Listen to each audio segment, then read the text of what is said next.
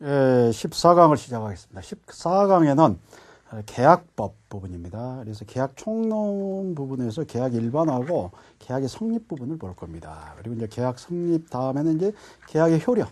성립된 다음에는 이제 계약 효력이 발생하겠죠. 그래서 효력 부분에서 쌍무계약의 효력으로서 동시행항변권 여기까지. 그리고 이제 위험부담하고 제3자를 위한 계약이라든가 그리고 이제 해지 이 부분은 그 다음 강으로 이렇게 넘기도록 하겠습니다. 그리고 이 시간에는 계약 일반하고 이제 계약의 성립, 동시행항변권까지. 계약 일반에서는 계약 자유의 원칙 이것은 여러분들이 상대방 선택 자유, 내용 결정의 자유, 방식의 자유, 그리고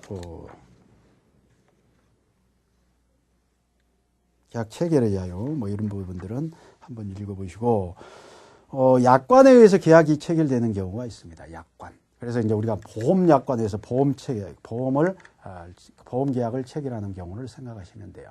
그래서 약관이라고 하면 당사자 일방이 마련한 계약 내용입니다. 대부분 경우 기업이 다수인가 계약을 체결할 때 그때마다 계약서를 쓴다라면 엄청 어렵겠죠. 그래서 미리서 계약 양식을 만들어서 물론 자기가 일방이 직접 쓰든지 아니면 제3자가 마련해 놓은 것을 갖다 쓰든지 그건 상관하지 않아요. 그래서 약관에 의해서 계약을 할 때는 먼저 이 약관이 계약 내용으로 되느냐, 언제 계약 내용으로 되느냐 이게 중요합니다. 그리고 이제 일방적으로 기재를 하기 때문에 이건 계약 상대방 당사자에게 이게 손해가 발생한다든가 부당하게 불리한 어떤 그 내용이 존재할 수가 있어요. 그리고 전혀 예상치 못한 기습조항이라는 것들이 있을 수 있어요. 그래서 이랬을 때 상대방을 어떻게 보호할 것이냐 이런 게 문제가 되겠죠. 그래서 약관에 의해서 계약을 체결한 경우에는 내용 결정의 자유를 제한하는 것이죠. 내용 자기 마음대로 해야 되는데 자기 의도와 상관없이 계약 내용이 이미 문서화되어 있는 이런 조문화되어 있다든가 이런 문제가 있을 수 있기 때문에 내용 결정의 자유와 관련되어 있다. 약관의 구속력의 근거는 여러 가지 학설이 있는데 우리 다수설은 이건 당사자 의사에 의해서 당사자가 계약 내용으로 하려는 의사가 있기 때문에 합의가 있기 때문에 약관이 계약 내용이 되어서 당사자를 구속한다. 이게 통설 판례입니다. 그리고 이제 약관의 계약의 편입은 그리고 약관이 계약 내용이 되기 위해서는 반드시 명시 설명 의무가 있어요. 명시하고 그리고 중요한 내용들을 설명해 줘야 돼요. 물론 이제 모든 내용을 다 설명해 줄 것은 없어요. 그리고 이제 일반적으로 다 예상되는 것들 법 조문에 다 나와 있다라든가 이런 것들은 설명할 것 없어요. 그런데 중요한 사항들에 대해서는 설명해 줘야 됩니다. 설명을 안 해주면 그건 계약 내용이 되지 않습니다. 당사자를 구속할 수가 없다. 그래서 약관에 명시 설명 의무가 면제되는 경우가 있고 그래서 거래상 일반적이고 공통된 것이라든가 명문 규정이 있다라든가 법조문에 이런 것들은 설명할 필요가 없고 그리고 이제 개별 약정의 우선의 원칙. 약관의 내용이 있다 하더라도, 약관에 어떤 조문이 있다 하더라도 당사자가 별도로 어떤 약정을 했다. 그러면 그 개별 약정이 약관에 우선해서 적용이 된다.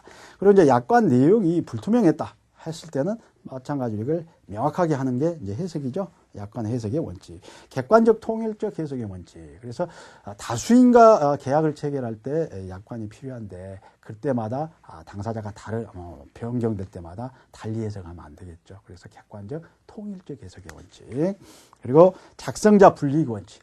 그리고 만약에 그 내용 자체가 불투명하더라 이런 경우에는 작성자에게 불이익하게 이렇게 해석을 하고 그러니까 상대방에게 유리하게 이렇게 해석한다는 얘기예요. 그리고 가장 약관에 해석할 때 가장 중요한 것은 신의 성실의 원칙입니다. 신의 칙 위반하면 안 되고 그래서 이제 부당하게 상대방에게 불리한 그런 조항이라든가 기습 조항이라든가 이런 것들은 무효가 됩니다. 무효. 그리고 이제 일부 무효의 이제 특징으로서 우리 그 민법 총칙에 나와 있는 일부 무효는 원칙적으로 전부 무효가 원칙이라고 그랬죠. 근데 여기는 별도로 규정이 돼 있어요. 민법 그 규정은 137조의 규정은 이건 보충적 규정이야. 다른 규정이 없을 때 적용되는 거예요. 그런데 여기는 약관규제법이 별도로 규정이 돼 있기 때문에 만약에 약관조항 1조부터 100조까지 있다. 그런데 보니까 99조가 뭐 기습조항이라든가 또는 지나치게 상대방에게 불리한 조항이라든가 이런 경우에는 그 조항만 무효가 됩니다. 그 조항만. 전체가 무효가 되는 게 아니에요. 그래서 그 조항만 무효가 되고 그 조항이 아주 핵심적인 조항이어서 그 조항이 없으면 목적을 달성할 수 없다. 이랬을 때 이제 예외적으로 전부를 무효로 만드는 거예요. 그러니까 반대로 이렇게 되는 것이죠. 계약의 종류 쭉 보니까 쌍무계약, 편무계약, 유상계약, 무상계약 이렇게 되는데 쌍무, 편무 나누는 것은 계약 성립 후로만 보는 겁니다. 계약 성립 후로만 보기 때문에 대가적 의미의 의무를 부담하느냐. 이렇게 대가적 의미의 의무를 부담한다. 그러면 쌍무고 계약 성립 후에 보니까 대가적 의미의 의무를 부담하지 않더라. 이런 편무계약입니다. 그래서 특이한 게 뭐가 있냐면 현상광고 계약이 특이한 계약이야. 현상광고는 편무계약이야. 그래서 현상광고 광고하고 광고자가 응모만 하면 돼요. 응모하면 성립이 되는 거야. 그러면 그 후에는 어떻게 되느냐? 보수를 지급하면 그걸로 끝나는 거야. 그러니까 성립 후에는 이 광고자가 응모자에게 보수만 지급하면 되는 거야. 그런데 성립 전 과정을 보면 보수 주는 건 뭐 때문에 주는 거예요? 결국은 요구하는 광고자가 광고를 했던 그게 응모, 그 요건에 맞춰서 응모를 했기 때문에 돈 주는 거야. 행위를 했기 때문에 주는 거야. 그래서 계약의 전 과정을 놓고 보면 대가적 의미 의무가 있다. 이게 유상계약이야. 다음에 유상, 무상은 전 과정을 놓고 보는 거고 쌍무, 편무는 성립 후만 놓고 보는 거예요. 그래서 이런 차이점이 있다. 그래서 현상광고 계약은 유상계약입니다. 그런데 쌍무계약이 아니라 편무계약이야. 근데 우리 시험 범위는 전부 쌍무면서 유상계약이죠. 계약 성립부분 봅니다.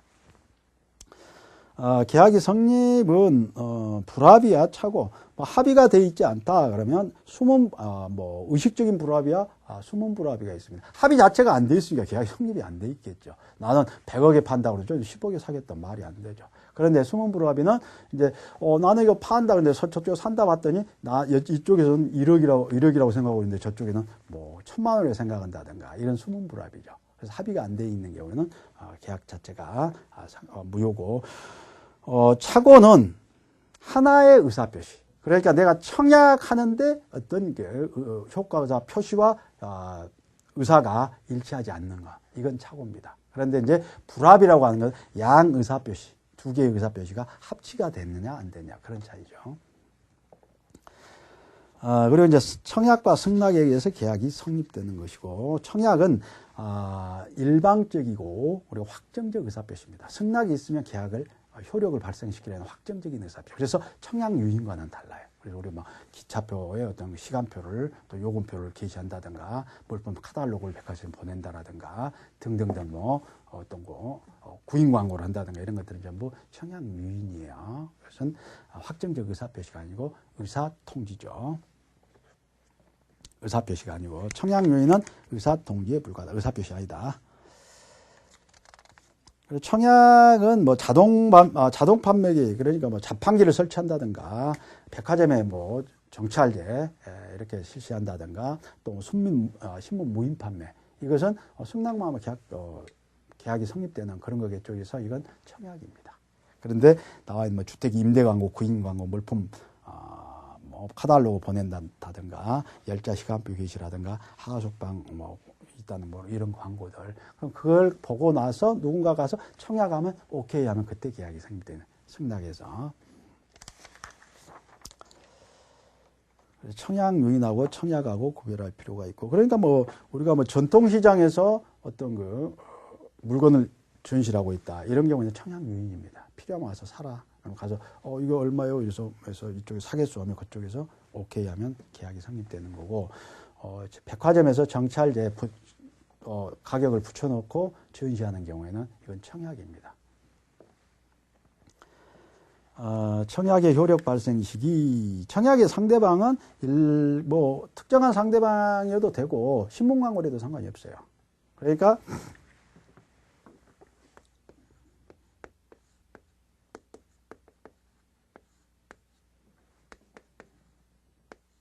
이렇게 했을 때 이 갑이 청약의 이 의사표시는 일방적이고 확정적인 의사표시여야 된다.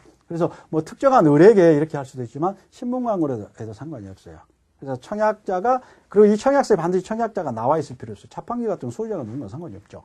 그래서 청약자가 반드시 나와 있을 필요는 없다. 그래서 일반 불투기 다수에 나올 수 있다. 그게 승낙이 달라요. 승낙은 반드시 누구에게 승낙을 해야 되냐면 청약자에게 승낙을 해야 돼요. 그리고 이 승낙은 청약의 내용과 일치한 내용으로 의사표시를 해야 계약이 승낙이 되는 거야. 뭐 조건을 부과한다든가 내용을 변경해 버린다든가 그러면 승낙이 아니야. 새로운 청약으로 보는 거예요. 승낙 기간을 청약의 구속력. 청약의 구속력이라고 하는 것은 일단 청약을 해놓으면 이건 자기 마음대로 철회가 안 된다는 얘기겠죠. 청약하고 상대방이 승낙을 하려는데 없는 걸로 만들어버린다든가 이러면 안 되겠죠. 청약은 철회하지 못한다. 물론 도달 후에는 처리 안 되겠죠. 그 전에는 처리가 가능하겠죠. 그런데 이게 만약에 상대방이 도달됐다. 그럼 상대방이 연구를 하고 있는데 이걸 사 마라. 또 다른 걸 살까 하고 있는데 처리해버리면 안 되겠죠. 그러니까 최소한 청약의 의사표시를 처리하려면 이 청약의 효력 발생과 동시에 났던 그 전에 처리의 의사표시가 도달돼야 돼요.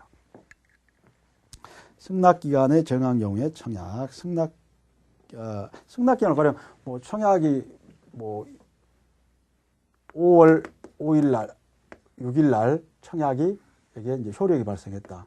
그러면 승낙기간을 정한 경우도 있겠죠. 그래서 5월 9일까지, 5월 19일까지 이렇게 해서 너의 의사표시를 도달시키라. 뭐 이렇게 해줄 수도 있겠죠. 승낙기간을 정한 경우도 있고 승낙기간을 정하지 않는 경우. 승낙기간을 정한 경우에는 이 기간 안에 을이 이제 발송을 해야 되겠죠. 격지자인 경우. 이 기간 안에 발송을 해야 되겠지만 기간을 정하지 않는 경우에는 상당기간이에요. 상당기간. 이 청약이 살아있는 기간. 청약의 구속력이 기간은. 그 기간 안에 승낙이 와야 되겠죠. 청약 수령자의 주의. 그리고 그러니까 만약에 갑이 이 기간 내에 도달되지 않으면 계약이 성립된 것을 한다. 이런 의사표시는 굳이 상대방을 구속시키지 못합니다. 그래서 여기에 대해서 승낙을 할 것인가 말 거는 을의 마음이에요. 계약자 이원 측에서. 다음에 승낙은 상대방의 청약과 달리 반드시 청약과는 다르다고 그랬죠. 반드시 이 승낙의 상대방은 청약자에게 이렇게 해야 되고 승낙의 내용은 청약의 내용과 일치해야 됩니다. 조건을 부과한다든가 또는 변경해버리면 안 돼요. 청약을 거절하고 새로운 청약을 한 것으로 간주한다고 그랬고 승낙은 청약이 존속기간 내에 해야 되겠죠. 기간을 정하면 그 기간 내 그리고 또 기간을 정하지 않았으면 상당 기간 내에 해야 되는 것이고 연착된 승낙의 요령. 연착이 됐다. 연착. 5월 19일까지 하라고 그랬는데 이게 보니까 5월 20일에 도착이 됐다. 5월 20일. 이게 연착이죠. 근데 일반적인 연착이다. 보니까 이자가 5월 19일 날 발송을 했어. 당연히 하루 뒤에 가겠죠. 이게 이제 보통의 연착이 보통. 보통의 연착은 승낙을 해서 효력이 없겠죠. 그런데 사고에 의한 연착이 있어. 사고. 보니까 5월 11일에 발송했는데 우체부가 왔다 갔다 하다가 그냥 전달을 못하고 이렇게 나중에 이렇게 5월 20일에야 이렇게 도달시킨 경우가 있어요. 사고에 의한 연착이죠. 사고에 의한 연착인 경우에는 이 청약자가 반드시 연착이 됐다는 사실을 통지를 해줘야 됩니다. 통지를 해줘야 돼요. 그러겠죠. 이것만 보면 이게 보통 같으면은 19일 안에 들어왔을 텐데 이게 나중에 들어왔구나. 이걸 알 수 있는 것에 대해서 통지를 해줘야 돼요. 사고에 의한 연착. 통지를 안 해주면 연착되지 않는 것으로 간주해버립니다. 그러니까 계약이 성립될 거예요. 승낙으로서 효력을 발생한다는 얘기예요. 승낙기간 내에 도달한 것으로 이렇게 봐버린다. 그래서 사고에 의한 연착을 잘 보시고 승낙의 효력 발생 시기 그리고 이제 사고에 의한 연착인 경우 사고에 의한 연착은 원래 이 격지자 간에 있어서는 발신주의를 채택하고 있죠. 격지자 간에 있어서는. 그러니까 이 발송할 때 이 승낙의 계약이 성립된 것으로 봐요. 그러니까 사고에 의한 연착인 경우 5월 10일 날 발송했는데 이게 5월 20일 날 도착인 거야. 우리 승낙 기간은 이게 5월 19일인데 그런데 통지를 안 해줬어요. 그러니까 우리 이제 계약이 성립된 줄 알고 있겠죠. 이런 경우에는 통지를 안 해줬다 그러면 연착되지 않은 것을 간주해 버립니다. 이랬을 때 그러면 이 계약은 언제 성립된 것을 할 것이냐? 발송할 때입니다. 531조를 적용해서 발신주의. 계약의 성립 시기, 대화자 간에는 도달주의, 도달할 때, 그리고 이제 격자 간의 계약 성립 시기가 이제 531조에 규정되어 있죠. 승낙의 통지를 발송한 때 이렇게 되어 있어요. 승낙의 통지를 발송할 때 계약이 성립된 것으로 한다. 그런데 이게 만약 연착이 돼버렸다. 5월 11일 날 발송했는데 5월 19일 날 발송했는데 이게 5월 20일 날 왔다. 연착됐더라. 이런 경우에는 뭐 어떻게 할 것이냐? 야, 발송할 때 효력을 발생한다며? 그럼 이미 발생했네? 연착됐다. 이럴 때는 어떻게 할 것이냐? 그래, 이것은 승낙 기간 내에 도달할 것을 해제 조건으로, 부도달을 해제 조건으로. 이 기간 안에 발송하면 해제 조건이 성취가 안 됐죠. 그러니까 이때 효과가 발생하는 거고, 이게 기간 안에 도착 못했다 그러면 이걸 소급해서 실효시켜 버린다는 얘기야. 계약의 승낙의 효력을 없애버린다는 얘기야. 그래서 부도달을 해제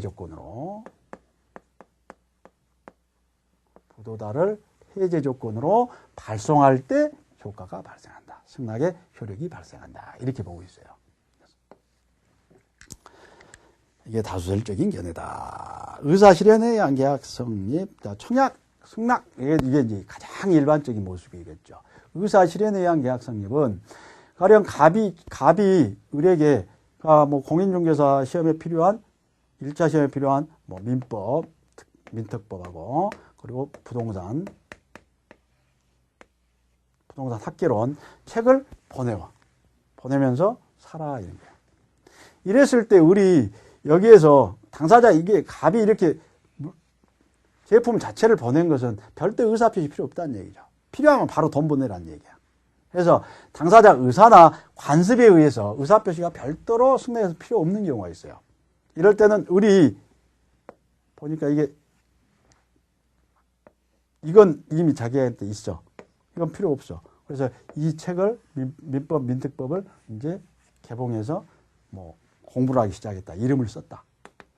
이런 경우에는 의사실현 행위가 있을 때 그때 계약이 성립된 것으로 봐버린다. 의사실현에 의한 계약 성립은 의사표시나 관습에 의해 승낙의 통지가 필요하지 아니한 경우에는 계약은 승낙의 의사표시로 인정되는 사실이 있는 때야. 사실 있는 때. 안때가 아니야. 사실이 있는 때. 그 부분은 가끔 계약 성립 시기를 물어보는 거니까 잘 보시고. 그래서 다음에 3번 계약의 성립 시기 나와 있죠. 의사실현에 의한 계약의 성립은 청약자가 그 사실은 안때가 아니라 승낙의 의사표시로 인정되는 사실이 발생한 때 계약이 성립한다. 이렇게 되어 있죠. 이게 이제 시험 지문에 자주 등장하는 것이죠. 다음에 이제 교차청약에 의한 계약이 성립이 있습니다. 교차청약이라는 것은 갑도 똑같은 물건에 대해서 X 부동산에 대해서 1억에 산다, 판다 이렇게 청약을 했어. 근데 을도 우리 승낙이 되려면 청약에 기해서 동일한 의사표시를 해야 돼, 내용이. 그런데 그게 아니고 을도 똑같네. 5월 6일 날 했고 을도 5월 6일 날 갑에 이 물건을 사고 싶어. 그래서 1억에 이 물건을 팔아라. 그리고 여기도 청약을 해버린 거야. 청약. 그런데 그게 우연히 내용이 일치되는 거야, 이게. 이럴 때가 있더라는 얘기죠.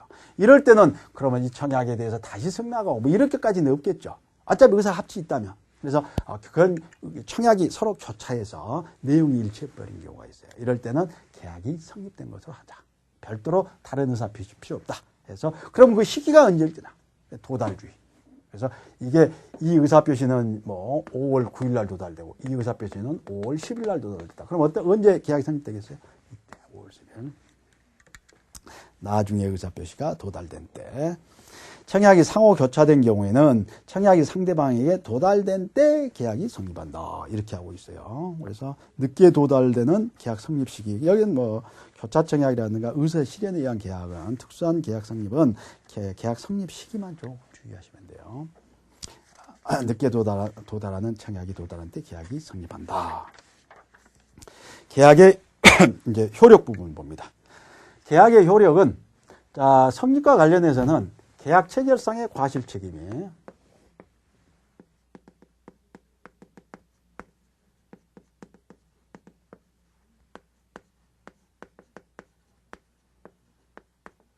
그래서 어디서 봤죠, 이게? 계약 체결상의 과실 책임? 여러분들이 이제 목적, 그리고 법률행위 부분에서 봤어요. 목적은 확정, 가능, 적법, 사회적 타당성이 있어야 된다. 그래서 이제 그 가능, 반대면 불가능이라고 그랬죠. 그런데 그의 불가능이 무효가 되는 건 후발적 불능인 경우예요. 원시적 불능인 경우. 후발적 불능이 유효라고 그랬어요. 죄송합니다. 후발적 불능은 유효예요. 귀책 사유가 있느냐 없느냐에 따라서 위험부담, 다음에 통시행 항변은 다음에 이제 위험부담, 위험부담이 되느냐 아니면 채무불이행 손해배상 문제가 발생하느냐. 이게 이렇게 되고 원시적 불능인 경우에는 무효가 된다고 그랬어요. 그럴 때 문제가 되는 게 이제 계약 체결상의 과실증이에요. 원시적 불능이 되어서 원시적, 객관적, 전부 불능이 돼서 계약이 이렇게 무효가 됐을 때. 그리고 상대방은 선의고 또한 무과실이어야 돼요. 그게 원시적 불능이 된 줄을 몰랐다는 얘기죠. 보통의 주의를 기울였는데 몰랐다. 그리고 손해배상을 할 자는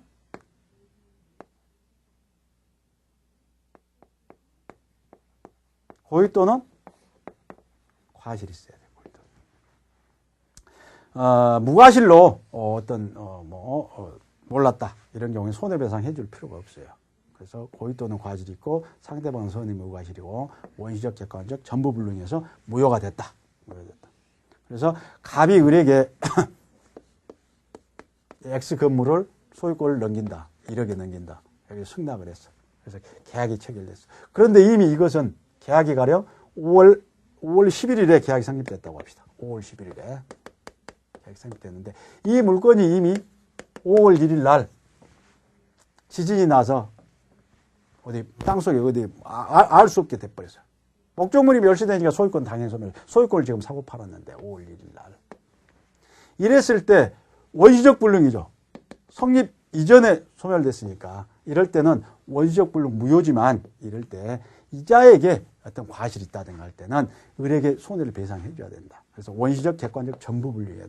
일부 불능이다 이런 경우에는 객관적 일부 불능이다 이런 경우에는 매도인의 담보 책임으로 갑니다. 유상의 경우에. 그래서 계약 체결상의 과실 책임을 묻지 않고 그렇기 때문에 전부 불능해야 돼요. 전부 불능.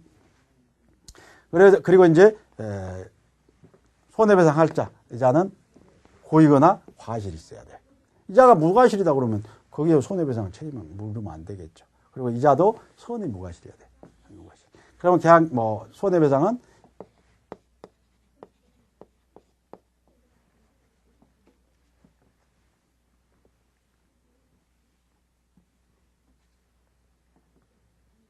실내이익배상입니다. 실내이익배상.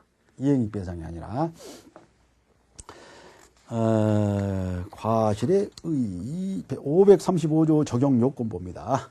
계약 체결행위가 있어야 되고 2번 나와 있죠. 원시적, 객관적 전부 불능해야 되고 무효. 계약 당시 목적은 부존재해야 돼. 타인의 소유여서 이전 불가능하거나 경우나 일부가 원시적 불능이더라. 그 두 번째 줄에 존재하나 소유권은 존재하는데 다른 사람 목적물이다. 이런 경우에는 담보 책임으로 갑니다. 여기 계약 체결상의 과실 책임을 하는데 객관적으로 완전히 없어야 되겠죠. 객관적. 주관적은 여기는 포함되죠. 이걸 적용시키잖아요. 무효계약이 유효했다면 급불하여야 할 자가 불능을 알았거나 알 수 있었어야 한다. 알았거나 알 수 있어야 한다. 그리고 상대방은 선의 무과실해야 된다. 선의 무과실해야 된다. 그리고 이제 손해가 발생해야 되고 손해 없는데 손해배상을 청구를 하면 안 되겠죠. 그리고 이제 이 범위는 유효를 내가 이거 무효인 줄 알았으면 우리 하지 않았을 행동들 모르고 지금 계약서를 마련하고 계약서 쓰고 등등등 교통비라든가 이런 것들이 비용이 들었겠죠. 그래서 그걸 실내이익이라고 합니다. 실내이익.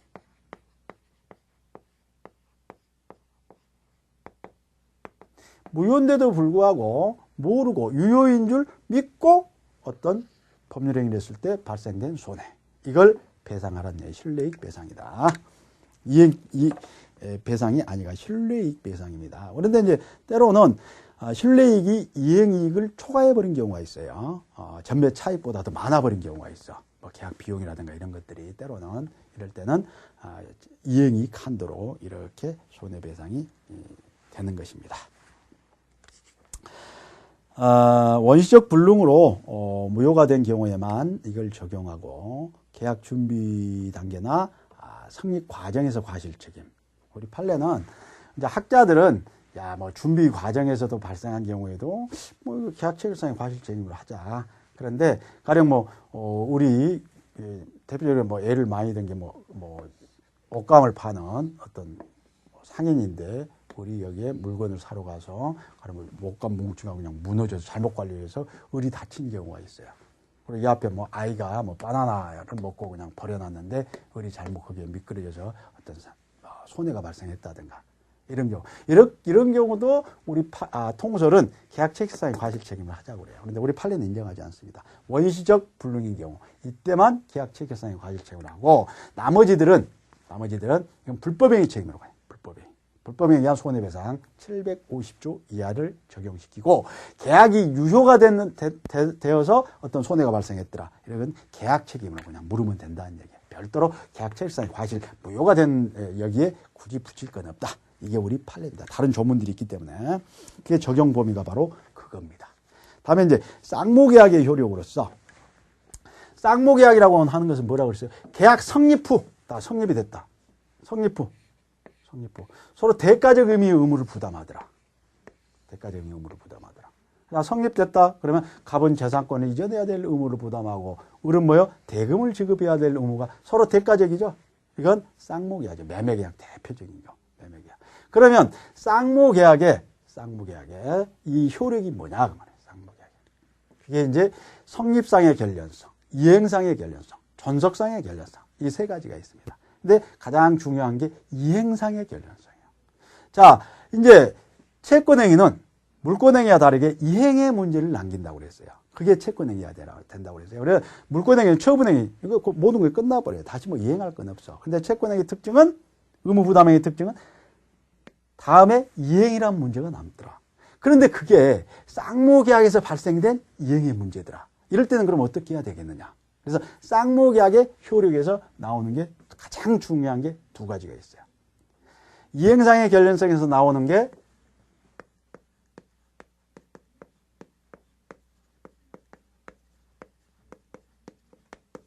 항변권이 있고 전속상의 결련성에서 나오는 게 위헌부담이라는 게 있어요. 후발적 불능이라는 거예요. 후발적. 그러니까 우리가 이제 계약법에 들어오니까 민법 총칙하고 바로 연결되는 거예요. 그래서 이제 이 즈음에서 잘 모르겠는데 그러면 여러분 빨리 민법 총칙을 다시 돌아가야 돼요. 그래서 민법 총칙 법률행위 부분, 목적, 확가적다, 의사표시는 일치하고 하자가 그 부분을 빨리 보셔야 돼. 그래서 이게 동시행 항변권 다음에 나와 있는 위헌부담은 후발적 불능 중에서 이건 이제 원시적 불능 무효가 된다고 그랬어요. 후발적 불능은 유효다 그랬어요. 그런데 기책 사유가 없을 때는 위헌부담 문제가 발생. 손해배상이 문제가 발생하지 않는다고 그랬어요. 다음에 이제 해제 부분에 나오는 건 이제 후발적 불능인 경우, 이행 불능인 경우 이제 해제권이 발생해서 계약을 해제할 수 있어요. 계약 자체는 유효니까 후발적 불능이라 하더라도 그걸 실효시킬 수 있는 권리가 다음에 이제 해제 부분에 나오게 되는 거예요. 그래서 이제 동시행 항변권은 이행상의 결련성에서 나온다라는 거예요. 그래서 이게 만약에 쌍무계약에서 발생된 채무라면 이건 나는 만약에 갑이 자기의 채무를 이행하지 않고 갑의 채무는 매도인의 채무는 뭐예요? 재산권 이전 의무죠. 그리고 목적물을 인도해 줘야 할 의무예요. 그리고 이제 변제기 때 그리고 이제 을은 이렇게 한번 그림을 그려놓고 한번 볼까요? 일반적으로 우리가 계약을 체결할 때, 자, 5월 11일 날 계약을 체결했다. 그래서 계약금 1억, 그리고 대금은 10억짜리인데, 매도인이고, 매수인이고, 이제 중도금은 5월 30일에, 을은 중도금을 5억 주기로 하고 6월 30일에 잔금, 을은 나머지 잔대금, 갑은 등기 서류, 서류하고 목적물을 비워주고 이렇게 하기로 약속을 했어요. 이게 이제 여기는 물권적 합의, 여기는 채권적이에요. 여기는 계약이고 여기는 물권 계약, 물권적 합의입니다. 그리고 이제 등기 서류가 등기하면 소유권을 을이 취득을 하게 될 겁니다. 이제 이렇게 돼 있을 때, 자 이때 이제 계약을 체결했다. 그러면 이제 이때부터 이제 권리의무가 발생하는 겁니다. 이때 이 중도금을 지급하는 것, 이것은 동시행 관계에 있어야 선이행이에요. 을은 선이행입니다. 먼저 줘야 돼요. 먼저 줘야 돼요. 그런데 동시행 관계라는 뭐예요? 이때 을이 등기 서류 주는 것하고 갑이 등기 서류 주는 것하고 을이 대금 주는 것하고 이것은 동시 패션으로 가야 된다는 거예요. 어느 일방의 선이행, 먼저 돈 줘버렸더니 등기 서류 다루면 이중매매 해버릴 염려가 있죠. 부동산 이중매 바로 여기서 등장하는 거야. 그래서 이 을로서는 야 너 등기 서류 안 주면 나 못 준다. 돈 못 주겠다. 돈 안 주면 등기 서류 줬더니 을이 등기만 해가지고 소유권 해서 팔아먹어버리고 돈도 안 주고 이런 문제가 발생할 수 있다는 얘기야. 그래서 쌍무계약에서 발생했는데 양 채무라면 동시행 관계가 있는 것이 이게 원칙입니다. 이게 그래서 이행상의 결련성에서 쌍무계약이니까 서로 연관관계, 네가 주니까 내가 준다. 그래서 나는 선이행 의무가 없다라는 얘기예요. 그게 동시행 항변권이다. 지금 설명드렸던 그거예요. 공평관념, 신의 측에서 인정되는 것이죠. 그러니까 쌍무계에서 발생된 채무라면 어느 일방이 선이행하지 않는 게 이게 신의 측상 맞다. 공평사상에 맞다. 공평하다는 얘기죠. 이때 하는 게. 자, 성립 요건. 하나의 쌍무계약에서 발생된 대가적 의미의 채무를 부담해야 됩니다. 쌍무계약에서 발생해요. 쌍무계약. 그런데 우리 판례는 원칙적으로 첫 번째 쌍무계약에서 발생해야 되는데 반드시 쌍무계약에 한정하는 것은 아니에요. 예. 쌍무계약에서 발생되는데 양 당사자가 동시에 이행하는 게 맞다, 합리적이다. 이럴 때는 우리 판례는 인정합니다. 인정해요. 그러니까 가령 동시행항변권 우리가 전세금 반환, 목적물 전세권 기간이 만료됐다, 전세권이 소멸했다. 이럴 때는 그건 쌍무계약은 아니죠. 쌍무계약은 아닙니다. 그런데 그때도 우리가 명문으로 전세금 반환하고 그리고 전세권 설정자는 그러니까 물건의 소유자, 건물 소유자는 전세금을 반환하고 전세권자는 목적물을 비워주고 그리고 말소 등기한 필요한 서류를 넘겨줘야 되겠죠. 반환해야 돼. 이게 동시행 관계에 있다라고 우리 민법이 규정을 해놓고 있죠. 그런데 그건 쌍무계약이 아닌데도 규정을 해놓고 있어요. 그래서 반드시 쌍무계약에만 인정되는 게 아니야.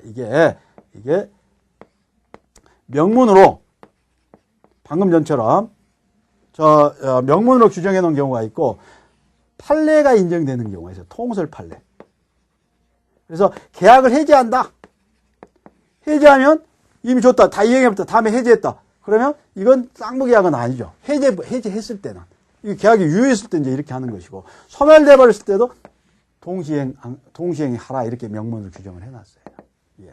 그리고 계약이 무효가 된다든가 취소가 된다든가 이런 경우에도 이게 동시행하는 게 이게 맞다라고 우리 통설 판례가 규정하고 있죠. 인정하고 있죠. 그래서 명문으로 이처럼 규정해 놓은 경우가 있고 명문은 없지만 통설 판례가 인정하는 경우도 있다.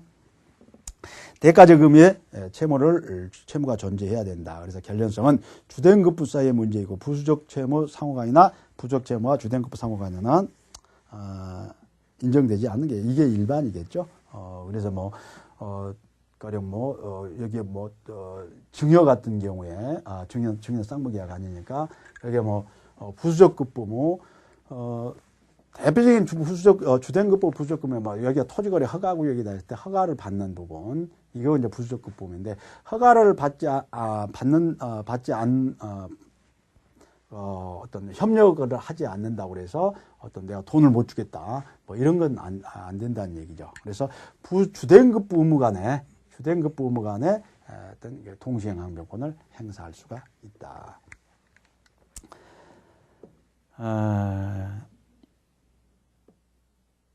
혼합계약도 인정되고 또 하나 별개의 약정으로 채무가 발생된 경우에는 동시행항변권이 인정되지 않는데 약정으로 당사자가 협의해서 동시행항변권을 인정할 수도 있겠죠. 왜냐하면 이건 반드시 법률의 규정에서 발생되는 건 아니기 때문에.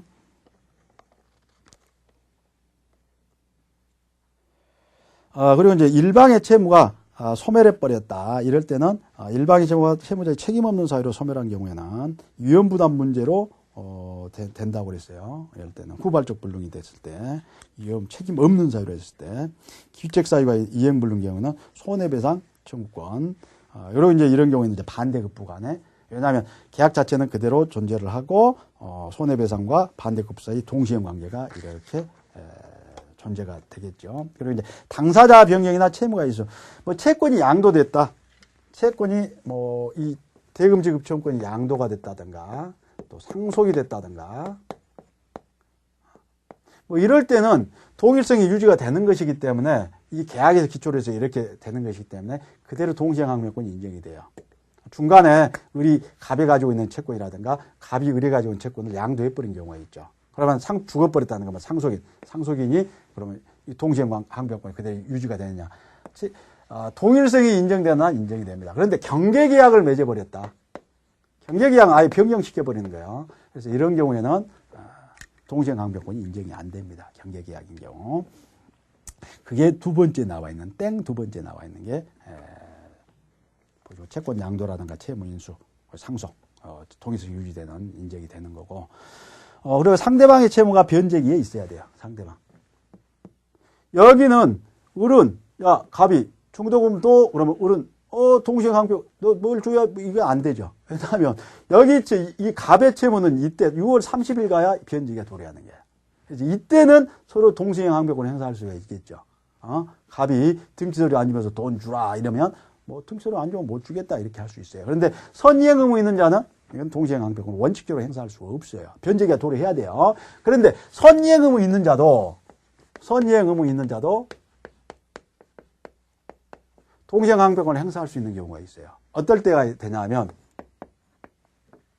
하나는 불안해 항변권이야. 우리 이 5억을 지금 먼저 의무가 있죠. 그런데 가만 보니까 갑의 이 부동산에 대해서 뭐 권리를 주장하는 사람가 많아. 잘못하면 내 돈만 뺏길 뭐 갑의 물건이 지가 등기돼 있어. 갑의 물건을 하는데 이게 아닌 것도 같아.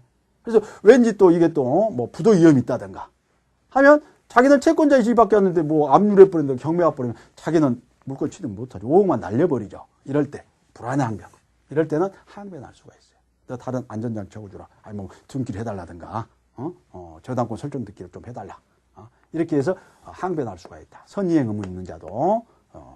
그리고 또 하나 선이행 의무를 안 하고 있는데 갑이 뭐 채무불이익 계약을 해지할 수도 있지만 계약을 해지하지 않고 이때까지 와버렸어. 그러면 을로서는 이것하고 5억하고 여기에 대한 이 기간의 연체이자 이 A, 연체이자 B, 잔대금 C. 그래서 A, B, C하고 이 등기소리 주는 것하고 이게 동시행관계에 있어요. 그러니까 이제 갑이 을이 야 뭐 너 등기소리 줘. 그러니까 갑이 자기 등기소리는 안 주면서 돈 달라고 하는 거야. 이럴 때 을은 이때는 동시행항변을 행사할 수 없지만 이제 이게 기다리다 선이행 의무를 이행하지 않고 있는 과정에서 변제기가 도래해버렸다. 후이행 의무 기까지 와버렸다. 이럴 때는 동시행항변을 행사할 수 있습니다. 이럴 때. 이때 자기 돈 줘봐야 등기소리 안 주면 자기 또 날아버리잖아요. 그래서 이럴 때 이행기가 도래해버린 경우가 있어요. 두 가지 경우에는 동시행항변권을 행사할 수가 있다. 이게 이제 시험에 자주 등장하는 거예요. B번에 나와 있는 땡 하나, 땡 둘 나와 있는 거야. 그래서 상대방의 채무의 이행 또는 제공을 하지 않고 이행을 청구를 하였을 것. 다음에 이제 동시행항변권의 효력은 다음 시간에 하도록 하겠습니다.